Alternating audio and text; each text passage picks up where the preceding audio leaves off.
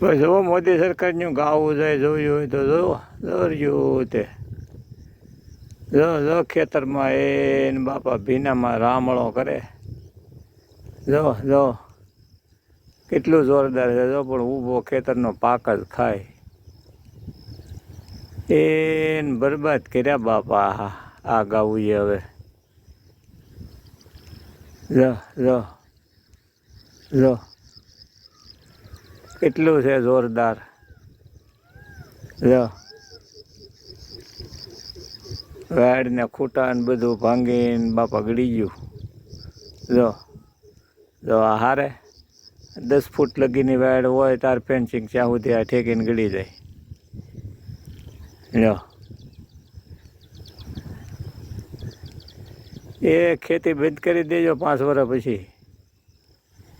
નકર આ તમારું રહેવા દે છે નહીં એની કરતાં બાવળિયા વાવી ગયો તે લાકડા થાય તે કાપીને વેચાય ને કાંઈ આવડું સોંપી ગયો કાંઈ લીલગરિયું સોંપી ગયો બાકી આ ઘઉં ને બાજરી ને કપાસ ને તેલ ને અડદ ને મગ ને આ કાંઈ થવા દે છે નહીં પછી છે ને સરકાર વિદેશથી આયાત કરશે ને ત્યાં ભારતની પબ્લિક ખાહે 2-3 હજાર ને 4 હજારના મણ ઘઉં થાય ને કારણ કે ભારતમાં તો આ કાંઈ પાકવા દે છે નહીં એટલે પછી આયાત કરીને લાવશે વિદેશીમાંથી હળી ગયેલા બધા પછી માર્કેટમાં વેચાશે 2000ના મણ ને 3000ના મણ ને તો અહીંયા આમ તો પબ્લિકના બજેટ નહીં ખોરવાય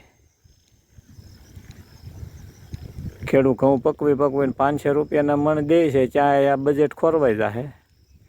2000ના મણ આ વિદેશથી લાવીને જેથી આને દેવા મળશે આ 2000ના મણ ખાવા મળશે એથી આના કોઈના બજેટ નહીં ખોરવાય વણ ડુંગળીનું કોઈ નામ નથી લેતું નકર ગૃહિણીઓનું બજેટ ખોરવાઈ જતા તાત્કાલિક વણ મફત છે એમને એમ ખવડાવે તો વણ કોઈ ખાતા નથી મરદના દીકરા હામાં પાણીના હોય હામાં ચાલે નહીં તો આ રીતે બતાવવાનું છે બાકી આ તો ખબર જ છે આ કોને લીધે શું બધું પણ હવે એનો સમય આવશે ત્યાં વયું જાય બહુ એને શાળા ન કરતા નકર જેલમાં ઘાલી દે જય ગરવી ગુજરાત।